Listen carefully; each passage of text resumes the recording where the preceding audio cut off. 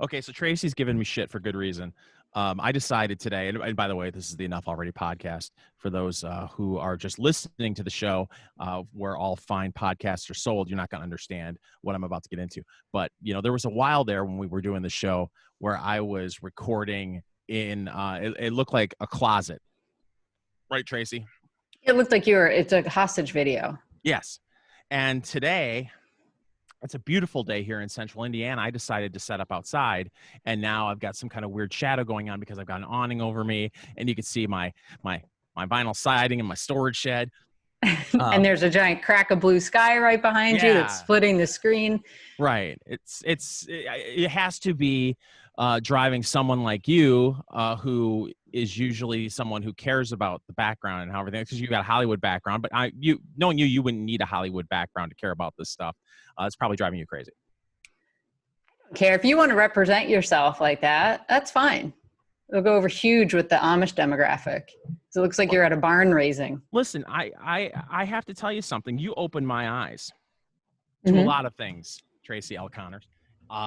One of them is if late night talk shows on NBC and ABC and CBS can not give a rat's ass about their audio, their video, why should I at the Enough Already podcast? It's a fair point. I mean, because we only have a fifth of their budget. Yeah. So really, who's to complain? So yeah, I'm out here. There are dogs barking, kids screaming around the pool. Yeah, it's I'm bringing you a slice of Americana today. Thanks. I've missed that. Are the screaming children wearing masks or not?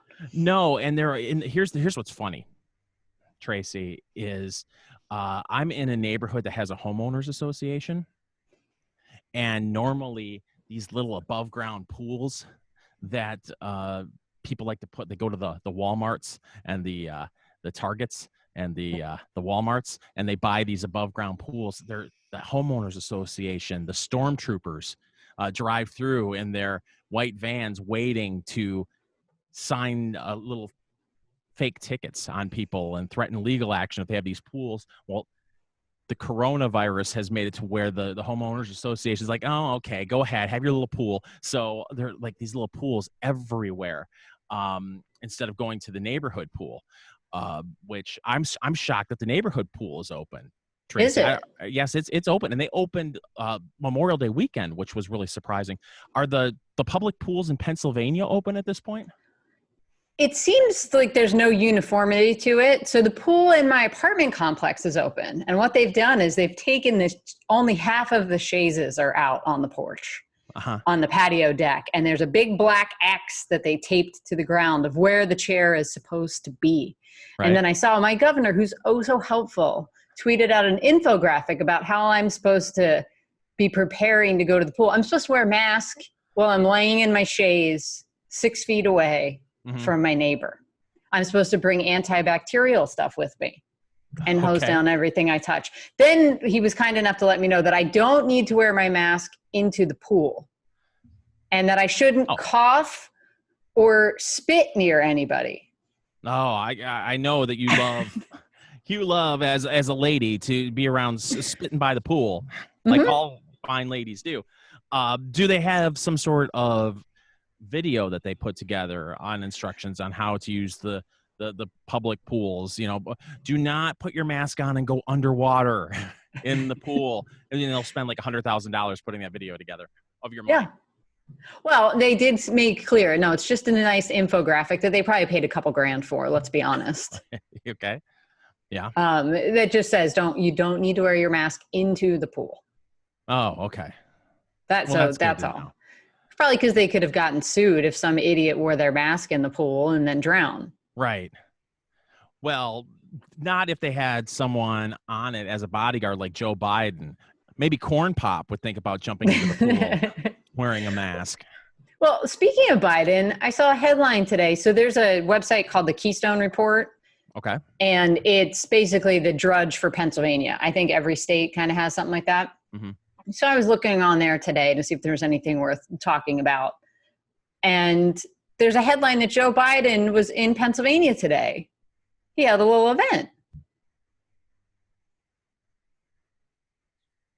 And so I'm reading about it, and it turns out he was in Darby, PA, which is a suburb of Philadelphia, and that's in the yellow zone. Uh-oh. You're not supposed to be doing these things. So my Panic at governor the won't Disco. answer me on Twitter. But so he said at a soul food restaurant and bar in the Philadelphia suburbs, Biden met with a handful of small business owners for a socially distanced listening session. Oh, good To Lord. hear how the coronavirus a pandemic has affected their businesses. And I'm like, I can't go and sit in a restaurant. We only have outdoor seating. Oh, so at this point, you're not even, you can't even go to, wow. No, you can do takeout or you can sit on a patio. So a bunch of different places have now set up patio dining in their parking lots so they can accommodate more people. I mean, this is just ridiculous. And we were told that if you go, we're going reverse traffic light order. Like, I don't really understand this. We're going yellow to green, red to yellow to green. So when they first started opening back up, which was over a month ago at this point, Western Pennsylvania was fine. Some of the counties out there had less than 5 cases through this whole thing. Maddening. I mean, good for them. It's maddening that they were being treated like they're Philadelphia. Exactly. But I mean, they don't call it Pennsyltucky for no reason.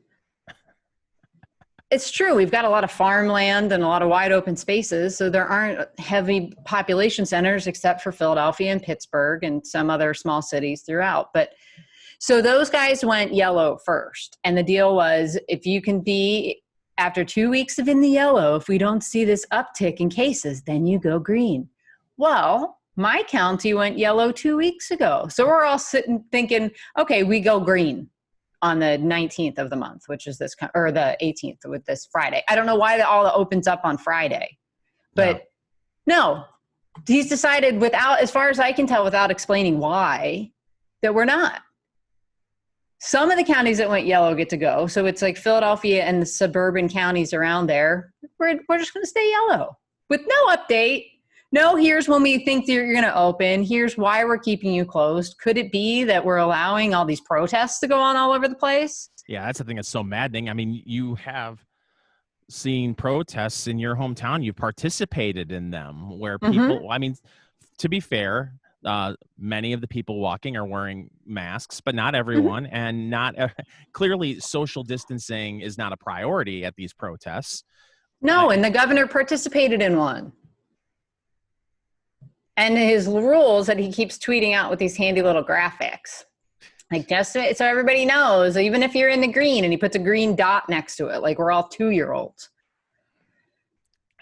I mean, 2-year-olds probably don't know what green is, but maybe 4. Okay, yeah, that's fair. So it's just a reminder, here are the rules that are still in place, even if you're in the green. Yeah. No gatherings, be they scheduled or spontaneous. The word spontaneous is in there, of 250 or more people will be tolerated. Hello? I'm like, I don't know if you saw the drone footage from Philadelphia from last weekend. Looked like a few more than 250. It looked like the Million Man March. It's like, what the hell is going on here? And like, You've been to the city, you know that big long stretch that goes all the way from the art museum down to City Hall. That was just packed with people. Like, go watch the Live 8 that happened in Philly maybe 15 years ago, if you want to get an idea of the crowd size. It was enormous. Nothing. Not a problem. And now Trump's going to have a rally in Oklahoma and everybody's going to die. And you know something, that Trump rally, and of course, just because there are a million people wanting tickets, that doesn't mean that a million people want to go. But no. the idea that a million requests for tickets. Look, we've been fooled before by crowd sizes with candidates, but from what we've seen in the last 3 weeks, I wouldn't be surprised. And I know the polling doesn't say it right now, and who gives a shit about polling in June of an election year. But listen, if the Democrats continue to embrace the notion that rioting is okay and this apparently is part of the new agenda of the Democratic Party to defund the police force. I have to wonder if this is just going to lead to a Trump landslide. People aren't going to stand for this. Again, protests are fine. Don't have a problem with it. Have participated in protests in the past and will in the future.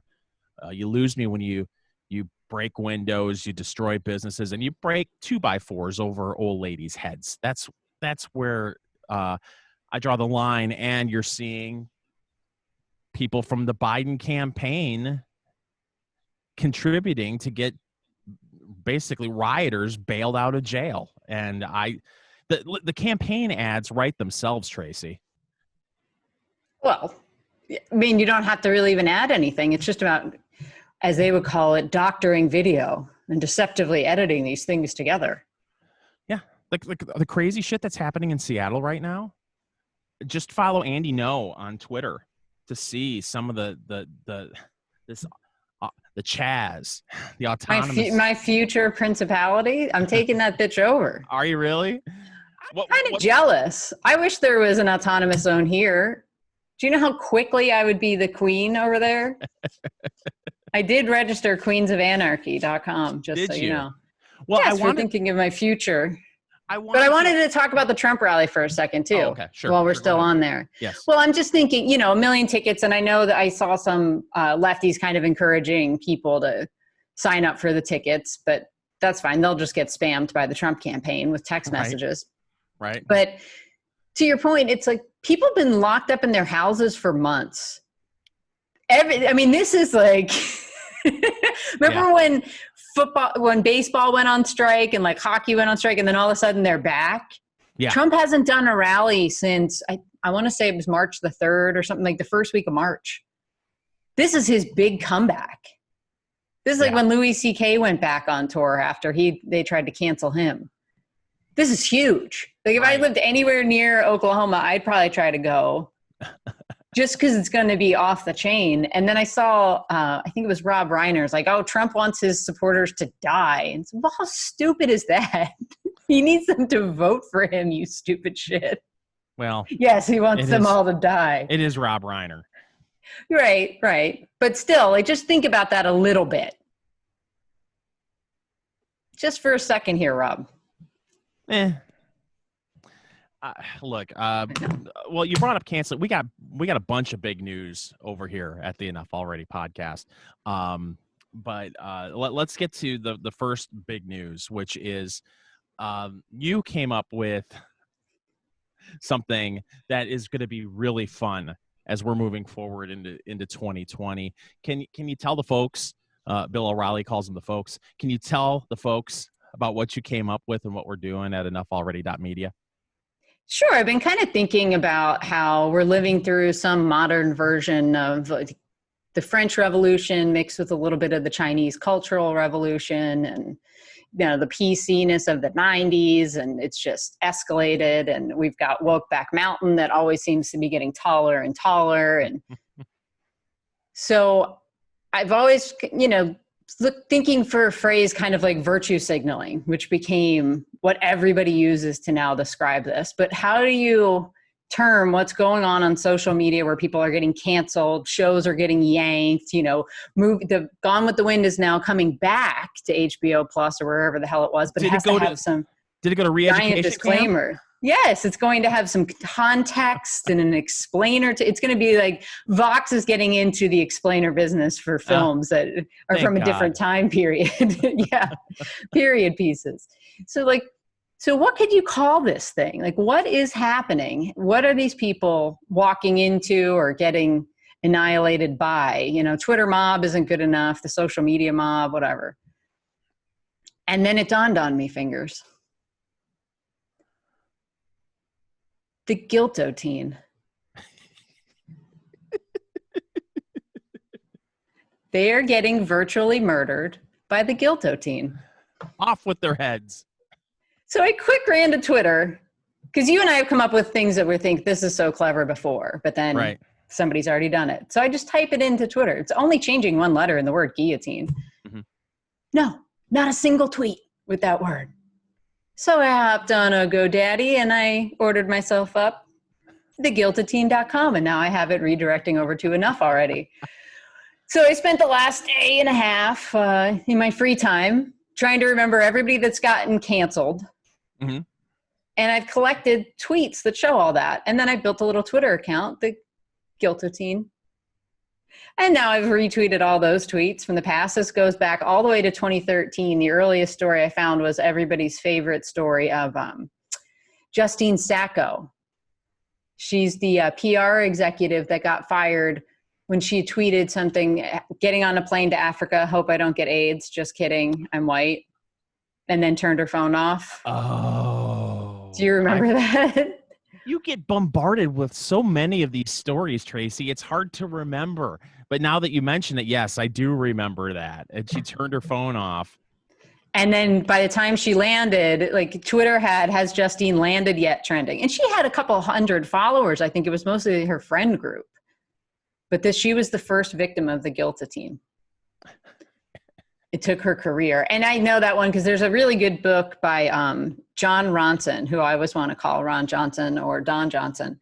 That's called So You've Been Publicly Shamed, where he talks through, and this was probably out 5 or 6 years ago at this point, and went through and kind of followed up with these people who had their lives destroyed thanks to social media. But in the past couple days, I mean, I've got June 2020 has been the most popular month for this stuff, and it's crazy. And while I was going, I kept thinking, it hit me last night, everybody that's been fired over the okay gesture. Oh, yeah. Remember we talked about that Cubs fan got banned for life. There was some poor schlub in the Coast Guard. They tried to get rid of those kids at West Point's graduation for doing it. Like, yep. It's just hilarious. But this month alone, so let's see, June, the first one in June that I've got for this year. And if anybody's got more, send them to me. You can tweet them at me at the Guiltotine on Twitter. So the LA Galaxy fired one of their players because his wife tweeted something that was considered racist. What the hell is that? Oh, now guilt by association to the guillotine. Here's the deal with that. Talk about sexism. Oh, Mr. Johnson, what, you can't keep the little missus under control, the little woman? You can't keep her mouth shut? You're fired. Yeah. Wow. Holy shit. So that was on June the 5th. June the 7th, we've got the longtime Philadelphia Inquirer editor had to resign for writing the headline, Buildings Matter Too. Well, listen, I think you and I could both admit that that's probably a poor choice of headlines. Well, especially in Philadelphia, with the history here, with the move guys and dropping firebombs and burning down the entire neighborhood. It's a bad headline, but you know what you do? You either apologize for it, or you have someone on the editorial staff who's offended by it, right? An editorial condemning the headline. Gee, that's what I thought adults did. Or you capitalize off of it and explain it like we were talking about last week. People just think, oh, we're destroying property. That's not as bad as destroying lives. But somebody spent their time, which is all your life really is, right? You have a certain amount of time that you get to be alive. So if somebody steals something that you worked for, they're stealing a piece of your life. Like, we can have this nuanced conversation. No, there's no nuance in 2020. No, of course not. That hit the Guiltotine a couple of years ago. So then also on June the 7th, this was the day that editors' heads rolled. The New York Times got rid of their editorial page editor for allowing Tom Cotton to write an editorial on their page. A sitting United States senator. Now, you can get upset about what he wrote, but for crying out loud, he's a United States senator. And I thought the purpose of an op-ed was for someone to throw their opinion out there, and then someone can respond to it and say that he's full of shit. Nope, not in 2020. I'm offended. Everyone needs to lose their job who's associated with this. Good Lord. And some of these people, I don't even know what they did. So the next day, you have the firing of Christine Barberich. She was the editor and co-founder of the website Refinery 29. And she had to do that because there was a number of Black women and other women of color that publicly came forward with discrimination that they experienced while working for the company. Whatever that means. Yeah, Because we don't know mean? if it's microaggressions. I don't know. Well, that's the thing. Right. You know, the left is very good at stuff like that. I brought it up previously. You know, we're hearing about the coronavirus spike, and they'll throw ICU numbers out there. Oh, 75% of the ICU beds in Arizona are currently taken, and they make it sound like, well, 75% of the beds are all taken up by coronavirus patients. And it's like they just throw a number out there. So you just make that general blanket statement. Oh, I was, what was it? I experienced discrimination. Discrimination. Well, what does that mean? Right. Was it something very minor that she should be reprimanded for? Or is she a filthy racist and she should have been fired? Well, it doesn't matter. Mm-mm. It doesn't matter if it was even a misunderstanding. You throw that out there and you lose your job, and your reputation goes to the guillotine. Yeah, it does. So then the same day, some kid that's on the CW's The Flash got fired. What did he do? Let me see. Some of them I dug into because I was like, what is this? So after racist, misogynistic tweets resurface. So let's see. Among the tweets that resurfaced in the past 2 weeks are from 2012. 2012. He tweeted, and this kid's name is Hartley Sawyer. So if you're a big fan of the CW's The Flash, you're going to be disappointed. So this is one of his offensive tweets. The only thing keeping me from doing mildly racist tweets is the knowledge that Al Sharpton would never stop complaining about me. That's outrageous. Here's his sexist tweet from 2014. Enjoyed a secret boob viewing at an audition today. Wait a minute, a guy Mm-hmm. showed interest in boobs?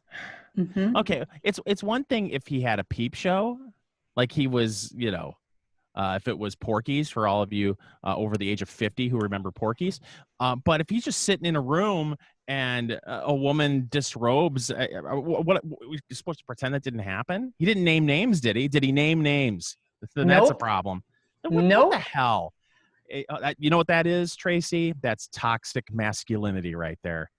It really is. You need to usher him to the guillotine. Well, he's been fired. All right, the next day, June the 8th. I'm telling you, there were a lot of heads that rolled, and we're not even through the month. I hope you're going to write a book called The Guillotine. I was thinking about this. So this is a gentleman named Adam Rappaport, who was the editor-in-chief at Bon Appetit. Okay. So he said, Adam Rappaport, after nearly, this is from Variety, after nearly 10 years at the editorial helm of Bon Appetit magazine, has resigned after controversy erupted over the editor-in-chief's treatment of staff members of color and his insensitivity to racial issues, including the emergence of an old photo of him in brownface. So there's no apologies anymore. An apology is not accepted. No. Anymore. And what's interesting, what's going to unfold with Howard Stern. I don't know if you saw what happened in the last week, but it was revealed someone found a clip from Howard Stern used to have outrageous pay-per-views back when Howard Stern was a shock jock. And he did a parody of, back in the day, the Friars Club roasts were unbelievably raunchy. I don't even know if they do them anymore in 2020, but for a while there, they were televised on Comedy Central. They were great. Yeah, they were great. And they were even filthier and dirtier and not PC before they were on Comedy Central. Ted Danson at a Friars Club roast, I think they were roasting Whoopi Goldberg, and they were dating at the time, Ted Danson and Whoopi Goldberg, and he showed up on stage in blackface, and it was a whole thing, and he had to apologize, and So Howard Stern did a parody of Ted Danson at the front, and he was full blackface making racist jokes and racial jokes, because I don't believe Howard Stern's a racist. And the clip surfaced this week. Somebody had it, just waiting. This is back in I don't know, in the 90s. Mm-hmm. And they're trying to cancel Howard Stern now. Now, the question is he like Jimmy Fallon, where he's too big to cancel? Mm-hmm. Or, Howard Stern is so PR savvy. Will he, I haven't seen yet any response. Is he going to ignore the mob? Is he going to address it and get down on one knee and apologize? It's going to be very interesting to see how this plays out. But, as we all know, since he is a leftist, he will be easily forgiven, quickly forgiven from most, not all. I don't know. I mean, the Guiltotine seems to be taking a lot of lefty lives this week. I have to believe that the editor over at Refinery 29 was a lefty, probably the guy at Bon Appetit, which is part of Condé Nast. But those are potatoes. Yeah. Howard Stern. Yeah, that's true. Huge. Yeah. And he has been on the attack when it comes to Donald Trump now for some time. So they may look at it as, okay, let's try to get him to donate to some progressive causes. He's got deep pockets. He'll come out and apologize. I've learned my lesson. That was over 2 decades ago. I'm not the same person, yada, yada, yada. He may avoid the guillotine. He could. He might cough up a fat check like all these corporations are tripping over each other to do. And I don't know if you saw the headline today, and I don't have it up because I can't remember where I saw it. It might have been even BuzzFeed, that they found out that there's something called the Black Lives Matter Foundation that has nothing to do with Black Lives Matter. It was set up by some guy, and he's in LA, and I can't remember if had been part of the film industry. He's like in his 60s or whatever. But when people go to GoFundMe to give their, the donation to keep them away from the guillotine, this is the only way to avoid the guillotine is just to pay up, draw into the guilt bank and make a deposit. And so this guy was reaping all the rewards of this until somebody figured it out. And I guess he wasn't drawing attention to it. He thought people were just trying to help out his cause. So, and it was like big name brands were set to donate to that, not knowing. And BuzzFeed figured it out. It just shows that they don't care. No. They don't care. It's just like, take the money as quick as you can. Exactly. Please stop burning our stores. As long as my check says Black Lives Matter on it, as long as it says that, then hey, my hands are clean. Right, but you got to wonder, like the leadership over there, they do have a C3 set up. Listen, that's poor marketing on their part. Listen, and this is all our fault. This is our fault. We have Scam Pack just sitting here. Now, we've talked in the past that we were going to use it strictly for profit. Be honest from the very beginning. We'll run campaign ads, just the two of us, saying that we are going to do everything we can to avoid helping the country out, and we want a beach house. That's what that would be our messaging. And maybe people would donate, but maybe we could use Scam Pack for good. That seems like a lot of work, though, to point out all the frauds and the scam artists. We could. That would be good. That would be a nice thing for us to do. I was thinking you were going to go where my brain went, which was, shit, why don't we use Scam Pack and set up Black Lives Matter, whatever, and start funneling money to ourselves? And then we could get on TV as those evil white people that took it. And we're just like, look, these people were so stupid that they did no research and they just hit send. We're happy to give the money to somebody else. We just wanted a couple minutes on MSNBC to talk to Joy Reid about those time-traveling Russian hackers that got into her blog and posted all those horrible anti-Semitic and anti-gay things. That was the whole goal of this. I just wanted 10 minutes with Joy. Oh, wow. Well, you wouldn't get 10 minutes with Joy, though. As soon as you threw that out there, it'd be like, we got to go. Yeah, I'd be live via satellite. They'd just be like, oh, your mic is cutting out. Sorry. Yeah. We're losing your connection. That was Tracy Connors from Scam Pack.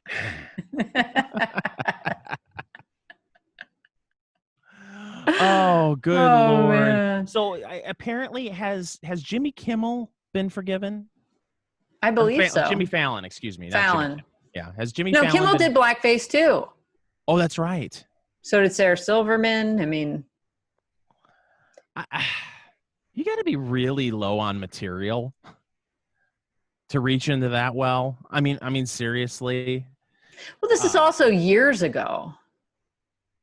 And it's for different reasons. Like it's not just to do it. It's not like they're just sitting there, telling jokes for no yeah. reason. Like there was an impetus to it. Well, the Jimmy Fallon thing is so ridiculous Yes. because now we've well, I guess it just goes along with everything else in 2020. We've redefined the word or the term blackface. Mm-hmm. I mean, he was imitating Chris Rock. He wasn't making fun of black people. He wasn't painting his face in a way to mock African Americans. He was imitating Chris Rock. And if anything, what was more offensive was his Chris Rock imitation.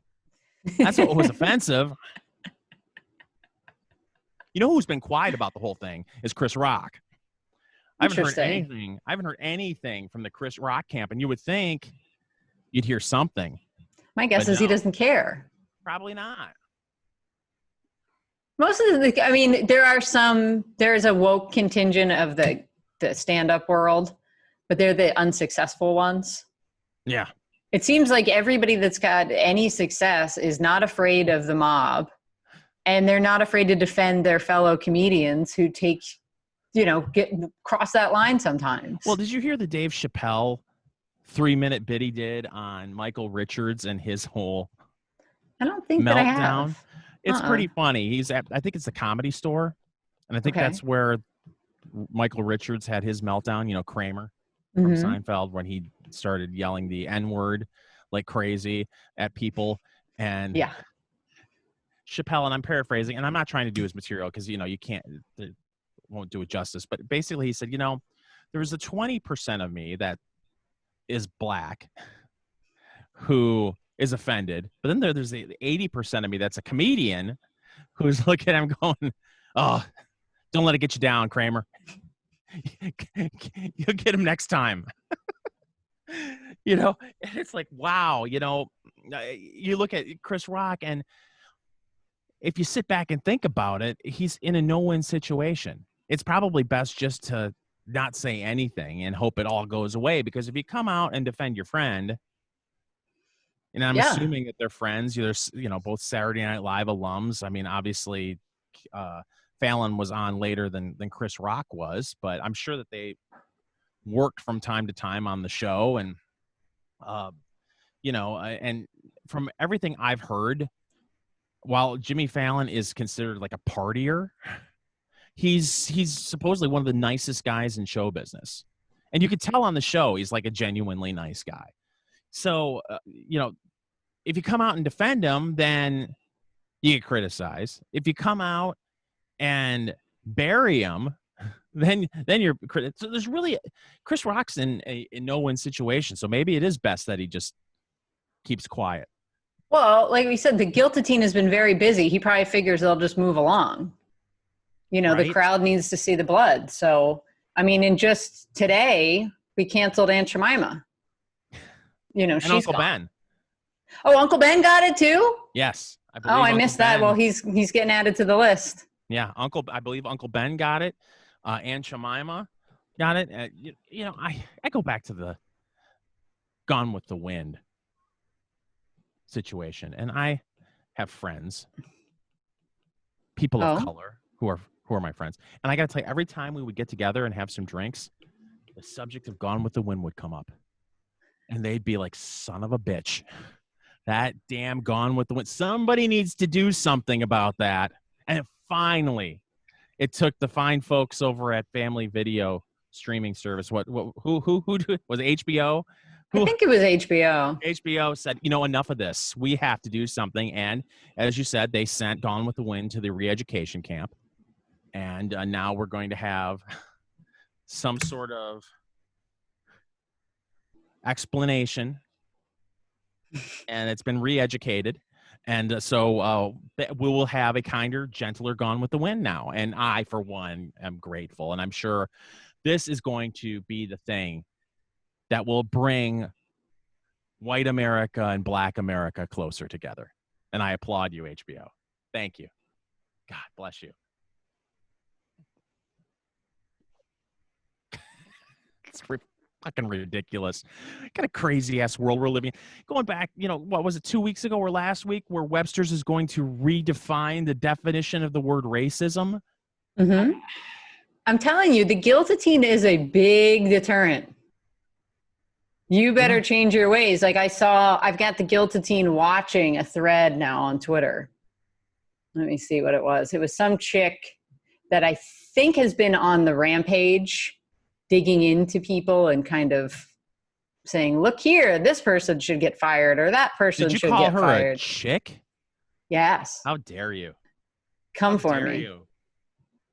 Come for me. So her name is Nicole French. Okay. And she tweeted this out. Today, a Black film editor posted in a Facebook group for Hollywood editors looking to connect with other Black editors, as there is severe underrepresentation in post-production and they can be hard to find. What ensued is a slew of white editors who immediately objected. So then she goes into this big long thread, and this has been shared. It has 100,000 likes. 41.7 thousand retweets. And then she puts these people on blast, doesn't edit out their names or anything like that. And the couple things that I saw from this Facebook post were people saying stuff like, this seems a little bit, like if it was reversed and it was a white guy saying this would be a big problem. Like, I don't understand why this is okay. And so then she's like, these are all the people. And here's this guy who I think he was a camera guy and an editor. She says to them like, oh, okay, he's a cinematographer that's worked for Panera Bread, Esquire, Reese's, Tiffany & Company, Saks, GQ Magazine, and Lewis Hamilton. Tags all those companies in the tweet. As if she doesn't obviously know, or she's pretending she doesn't know, because I think she's an actress. Mm-hmm. She's an actor and an attorney is what her bio says. That when you go shoot something for Panera Bread, they don't hire you. They hire a production company who then hires the members of the crew. Okay. So it's not like Panera Bread hired this guy directly. So Panera Bread responded to her. We will never work with him again. I'm like, you've got to be kidding me. And this is what one of the guys said. He said, fine, I'm going to start preferencing the wrong bad race and gender in my hiring from now on. See how many clap emojis I get. People have really become confused about reality. Discrimination was bad before, but now discrimination is good, but only when applied to the bad groups, he puts in quotations. How underdeveloped does your capacity for reason have to be where this passes for logic? Legitimate insanity bordering on hysteria. And so she felt the need to throw that guy under the bus and get him to lose all his jobs. It's gross. And he's not the only person in this that she named, like circled what they said. One of them, I wonder how it would go over if I asked for a white union editor. That's all he wrote. And then like the little question face emoji, And this is enough for her to be like, oh, okay, well, where did he work? This place, that place, this place, that place. Tag all those corporations. It's insane. These are very scary times we're living in right now. Where you can't even, and was that a private Facebook group? Because a lot of people are in private Facebook groups and they think that there's some sort of false sense of security that they're around friends. Right. And all it takes is one person to take a screenshot. Yeah. And, decide that this is outrageous and then frame it as such. Yes. And throw it out there for everybody. I mean, I'm not seeing anything that seems all that offensive. Like one guy just says, and she's circling him, calling him out by name, and then telling everybody where he works. He said, I'm not even going to read all the comments. This is a discriminatory policy and it is illegal regardless of who executes it. That's enough for this chick to tag him and his, companies that he's worked Well, for. this may fit in with the new Webster's 2020 definition of what racism is now. It could be. And think of how much better we are as a country if that's considered racist. How ridiculous is it that just pointing something out like that out? Like, I couldn't help but know. I've said for years that the mainstream media is trash. It's terrible. They are doing everything they can to fan the flames of division and hate in this country for clicks and for eyeballs. I am seeing over and over again. I saw this terrible video today on Twitter of these 3 kids. They had to have been under the age of 7. They were black, and they were just beating the crap out of this like 2-year-old on a little like tricycle. I thought to myself, my God, if situations were reversed, this would be on MSNBC, CNN, you name it. And you're seeing video after video after video on social media of instances like this where there are black people attacking white people, and there's not a word on any of the networks about this. I was surprised. I don't know if you saw it, and I don't know the racial makeup, so I maybe I shouldn't even talk about this, but there was a story out of New York where a 92-year-old grandma was walking down the street and she got shoved down. And I was surprised that was even covered. And I'm almost positive that it was a person of color who pushed her down. At least it looked like it from the video. I haven't seen a mugshot yet because they finally caught the guy. He was in a homeless shelter, living in a homeless shelter. He was a sex offender, and he had been arrested, Tracy, 101 times. 101 times. Now, I'm not going to sit here. I don't want to sit here and say, but what about the white people who are I'm trying to make a point that it feels like the media is doing everything they can to keep people angry. Mm-hmm. And someone needs to start pointing this out on a regular basis and start holding the mirror up to the mainstream media and saying, okay, are you reporting news, or is this just another situation where you are trying to craft a narrative and divide people for clicks? Because we were all in agreement that there needs to be law enforcement reform. We've talked about it several times on this show. There's too much interaction between the police and John Q. Public. And they keep and local politicians keep writing laws, and they're militarizing the police and making them into tax collectors, past taxes. They're revenue generators for local municipalities, and it needs to be stopped. We need less interaction between law enforcement and the public. And if everyone who looked at that video from Minneapolis was outraged, sickened, and thought to themselves, okay, something needs to be done. This needs to stop. And now we're going from us being united about something like that to the Guiltotine. Mm-hmm. Yeah. It's the one amusement park that's open the whole time. It never closes. This is gross. But you reminded me when I was perusing my governor's Twitter feed today to figure out whether or not he's going to say, yes, you can open up on Friday like I had told you before. I found this, they must have hired somebody to do all these infographics, or like one of his kids runs some, marketing firm. So he tweeted out this, he retweeted, this is from the Pennsylvania government, whatever the hell that is, pennsylvania.gov. Pennsylvania laws for protecting our pets. So these are laws that are on the books to protect our pets. And the tweet is the weather alert for pet owners. As it gets warmer outside, don't forget to protect your pets. Here are some things to remember. 6 different laws, fingers. Tethering law. So just everybody keep in mind when I say this is a law, at the other end of this, if you violate it, you're either getting fined or going to jail. Because who knows where it escalates to. So there's a tethering law. Dogs may be tethered for no more than 9 out of the 24 hours in a day. I'm adding that part. I'm sorry, what? Do they have cops sitting there like, oh, you know how they chalk tires with parked cars? Yeah. How is this enforced? Honestly, are they going to set up surveillance cams and start watching people's yards? So then another tethering law.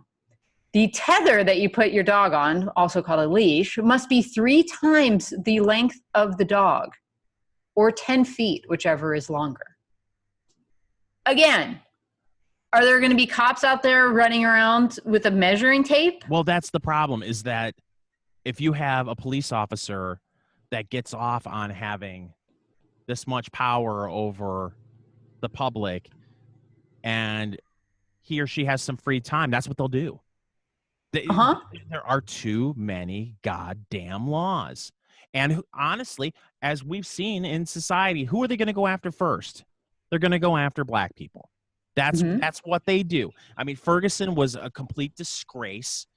What was it? Something like 70% of the population of the adult population of Ferguson had been cited for something or owed Ferguson money in the previous 5 years leading up to what happened there.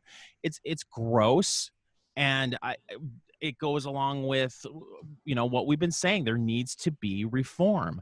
I keep thinking about my friend back in 2000 who said, and he was a young African American, and he was driving a Lexus, and he said, I was getting pulled over twice, it felt like twice a month. I'm getting pulled over because I'm a young black kid driving a Lexus. That's ridiculous. Nobody should look at that and say, good, that's a good thing. No, it's a terrible thing. Needs to end. It needs to end now. But that's stuff we can all agree on, and yet the media is doing everything it can to divide us. It just sickens me. It just makes me sick. The mainstream media just needs to, Andrew Breitbart was right. It needs to be destroyed. Yes. And I don't know how you accomplish that. I mean, maybe if you made it illegal, and I didn't realize this until recently, that the United States and only 1 or 2 other countries allow pharmaceutical drugs to be advertised on television. Yeah, that's the other thing. Another thing. Doctors are under pressure from their patients because they see a drug commercial on TV and think, oh, I have that. Yeah. Like symptoms, the list goes on. It's almost as long as the side effects. Yeah. Are you currently breathing? Yeah. You need Amoxicillin. Amoxicillin will help you breathe easier. Side effects included bloated liver, bloated kidney, anal warts. It's like a list of stuff that's 10 times worse than whatever problem you have. And then this person goes, well, I've got the original problem. I'm sure I won't get the side effects. I need to go to the doctor to talk about Amoxicillin. Yeah. No, I remember it clicking in my head how far gone we were with people being on opiates when they started advertising for medication that would help you if you were constipated due to the fact that you were taking opiates. So like, there's enough of a market for this that they're buying 30-second spots, and they have multiple variations of the spot. That ain't cheap. But if you took that away, I mean, who else is advertising on the news? Really, it's all about what you can get via prescription. Well, isn't that the joke about Fox News? It's like all prescription and the clapper ads and the hover rounds and the stair chair, but I think Medicaid covers some of that stuff. Right. I just like to point out too that police siren was not picked up on my mic. That was Tracy's mic. Yes, it's true. Well, I live there's a firehouse 2 blocks that way. There's another firehouse 2 blocks the other way. And then I've got the big hospital down the street. So I get ambulances all the time. People think I live in a war zone. I'm like, it's actually quite nice where I live. You go across the river, it's a whole different story, but. Yeah. Well, I mean, I don't know. It just doesn't feel like the only way this is going to get better, even though the circumstances may not improve, but as soon as we get a Democratic president, Tracy, all these problems will magically go away. It'll be amazing. Yeah, they just won't talk about them. Although, I mean, to give them credit, all this crazy Black Lives Matter was born during Obama's administration. That's true. But what nobody has seemed to point out is this is the first high-profile case like this since Trump has been in the White House. Right. So have relations improved or not? Can we acknowledge that? No, you can't acknowledge anything when this is a deeply racist country. That's the narrative. Systemic racism needs to be snuffed out, and we all need to recognize that.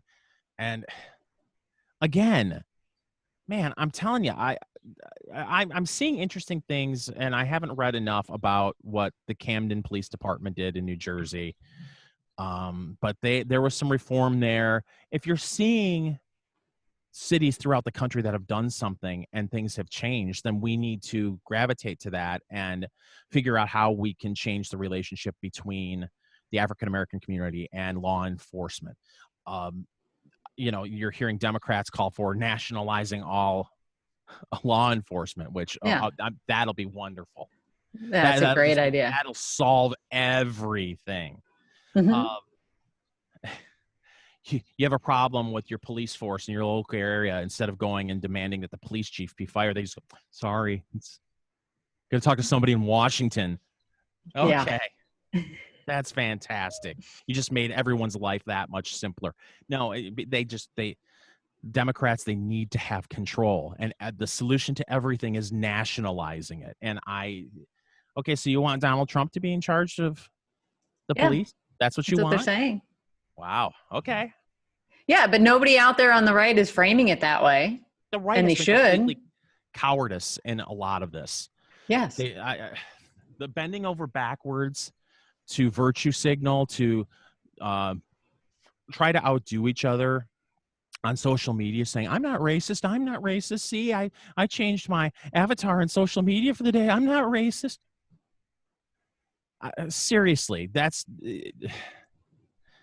it's ridiculous. I had one friend say, if I have to post on social media to everyone that I'm disgusted by what happened in Minnesota, like you wouldn't know that about me originally, then piss off. Seriously. Right. This need to bend over backwards to, I mean, that it's almost as bad as saying I have black friends. Mm-hmm. You get nailed for that, right? Listen, if you start off a sentence with, listen, I have lots of black friends, then you get called out on it. So why are you jumping up and down with your social media account, changing your avatar, going along with the sheep? Just live your life and demand reform. But demanding reform is more than just changing your Avi. Oh, I really did something today. I got on social media to tell everyone I'm not racist. And so much courage in the corporate community, sending out emails. We aren't racist. Oh, thank you. That's good to know. There's websites that when you go there, they have the statement right up front for you. It's like, oh, you just want to keep selling us crap that we don't need. And this is the way that you're doing it. Yeah. Yeah. Nike gives a shit about human rights. Apple. Yeah. Good Lord. But you can't have honest conversations.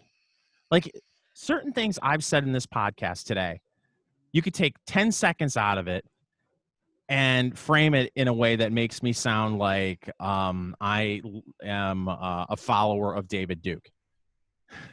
Well, just that. I am a follower of David Duke. Yeah. Yeah. Yeah. There you go. By the way, we've both said it. Yeah. By the way, we are. I'm sure people were really confused. Yeah. But no. Yeah. But well, you know how it is. You got to follow it with. It's like when Trump will say something, they'll take the first sentence, not the whole paragraph. Yes. There were very fine people on both sides. And I'm not talking about the neo-Nazis. And then it's just, nope, there are very fine people on both sides. Yeah, I still see people saying that on Twitter. This is the president that said that. I'm like, okay, we're never going to win with these people. Did I tell you my new theory about looking at everything as if it's just an advertisement? No. That's what I kind of decided last week, I think it was. I'm like, if I just look at everything like it's an ad, and maybe everybody else could do this, because we all understand when we see a commercial what's going on there, right? They're trying to convince you that whatever it is something that you desperately need. So normally there's a product involved. But if you look at the news like that and you think of their product as the narrative or the story they want you to buy into, then it makes it a little easier to kind of step back from it and say, okay, wait a minute here. Let me check your claim. How great is this thing that you're trying to sell me? It sounds kind of fishy to me. Let's poke some holes in that, maybe. I'm not buying your bullshit today, sir. So I'm trying to put my ad filter on when I watch, not that I've watched much of the news, but and there are some people, I want to give some credit, that conversation that we talked about last week between Hotep Jesus and Scott Adams, where they had a nuanced conversation. Sam Harris came out with a really great podcast talking about race and policing in America. And although he spends the first 45 minutes doing all this kind of gymnastic, like, I'm not going to be saying this. This is what I'm actually trying to say here. I'm not trying to offend anybody. And it's literally, I think, 44 minutes of that at the top of the podcast. But then he starts kind of going through statistics and things. And I know Adams is very adamant, and I kind of tend to agree with him, that it's the reverse of the Shapiro. Like, my facts don't care about your feelings. He always says, no, feelings don't care about your facts. Right. And it's true. And the way that your brain processes information, you're going to go have a feeling, and then you can process it and explain to me logically why you're feeling the way that you do. So you'll go post hoc, figure out a good reason why you feel this way. But the feeling happens first, and then you come up with an explanation for the feeling. But all the backflips about trying to prove that you aren't racist to a group of people, and by a group of people, I mean far left activists. I'm not talking about African Americans. I'm talking far left activists of all colors, many of which are middle to upper class liberals, white liberals,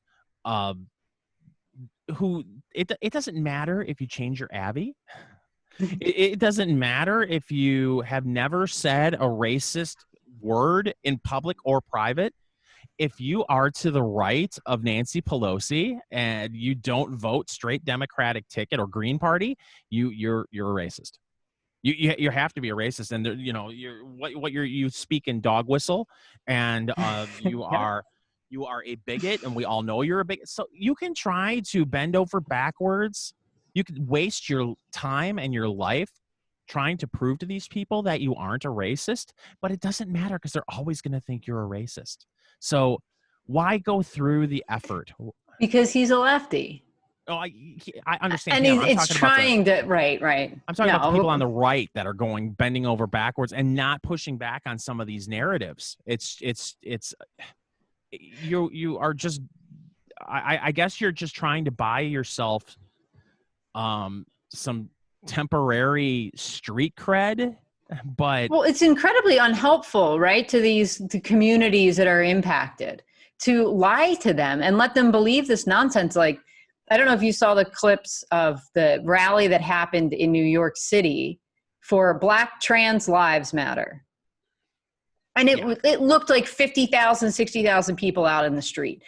And the phrasing that they like to use over and over again is that there's a genocide going on with Black trans people.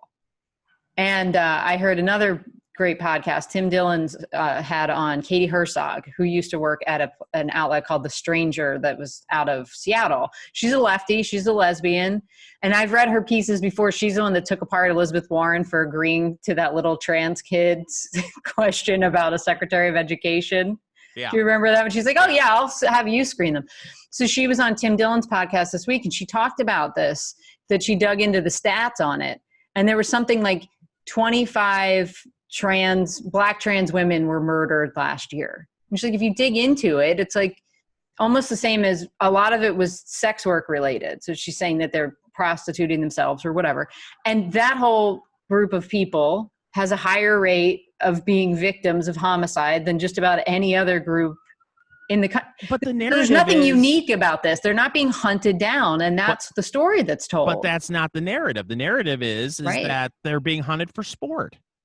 Right. And that's not true. So imagine how traumatized you are as a person if you internalize that and believe it.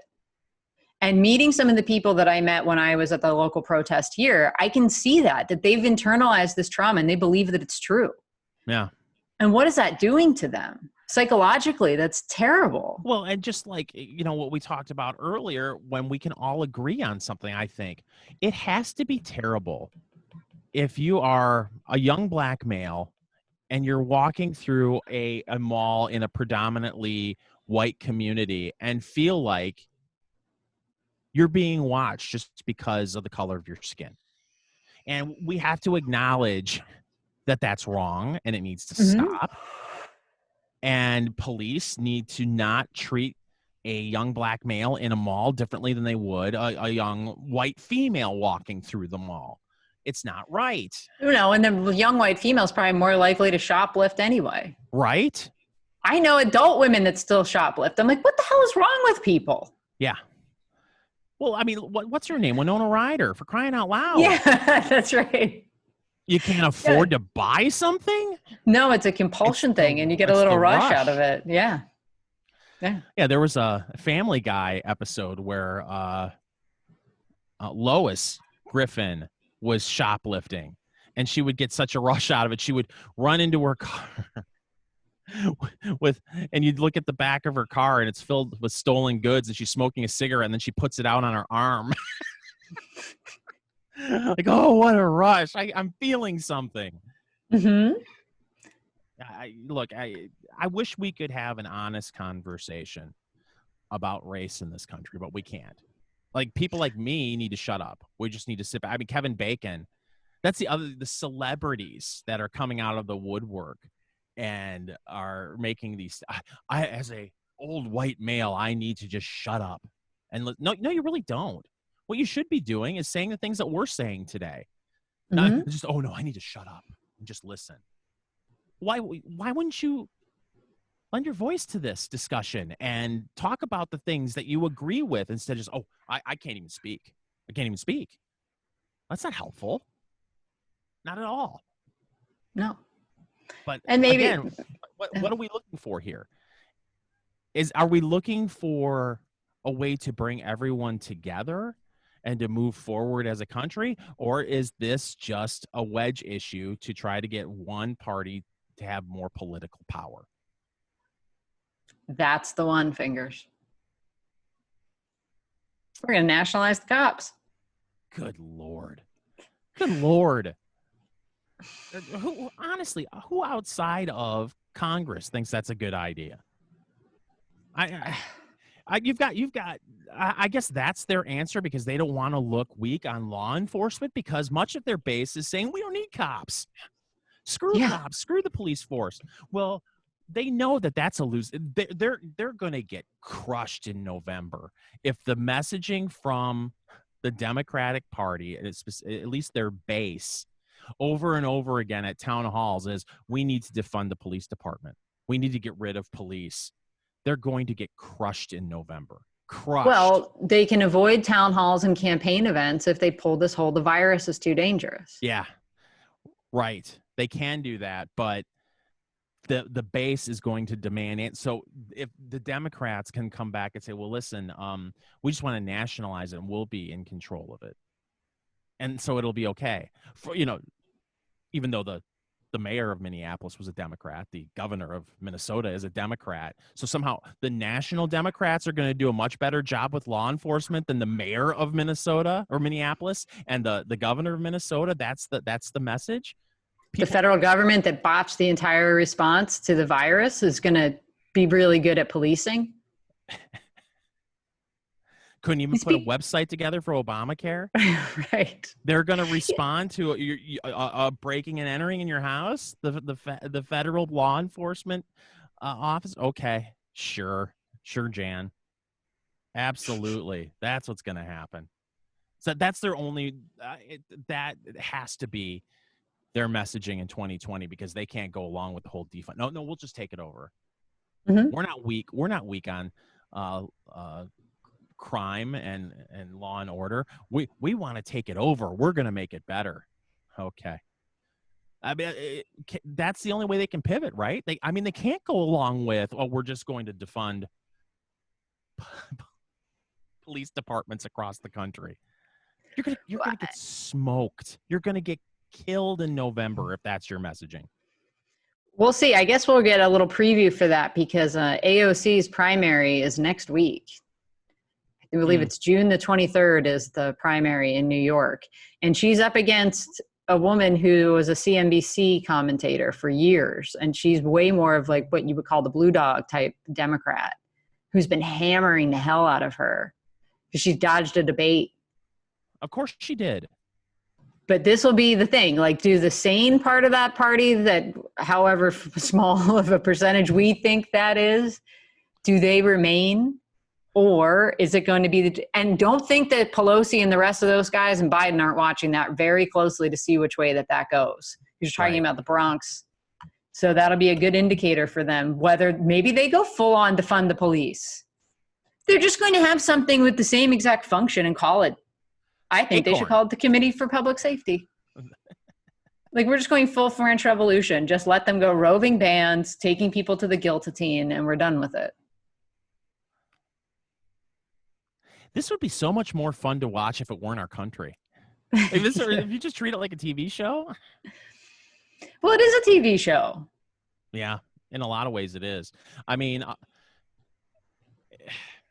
for most people who aren't living in areas that have been torn apart with riots and violence, life goes on, right? I mean, the people are calling for law enforcement reform, but they're more concerned about their daily lives and if they can go to a restaurant, they can go shopping.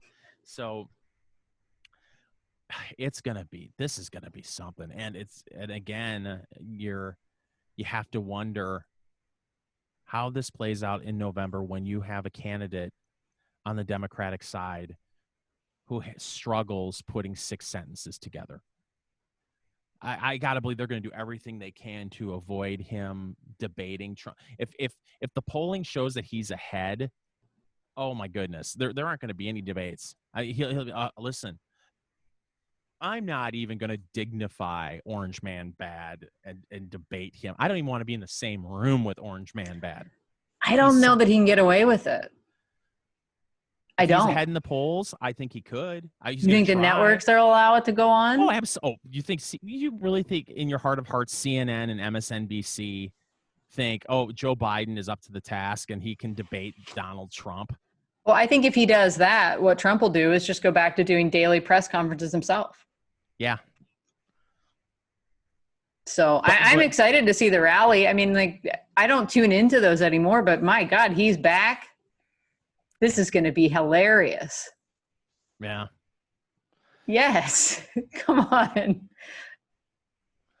I think it's going to be great. Well, I just hope that he, you've already had criminal justice reform signed, and clearly more needs to be done. I hope that he handles this in a way that helps, and he can articulate that. Yeah. I don't know if you want to use the word articulate. I know. But I mean, he could go out hard and just be like, you know what? I'm taking marijuana off of the Schedule 1 tomorrow. It's done. It's decriminalized.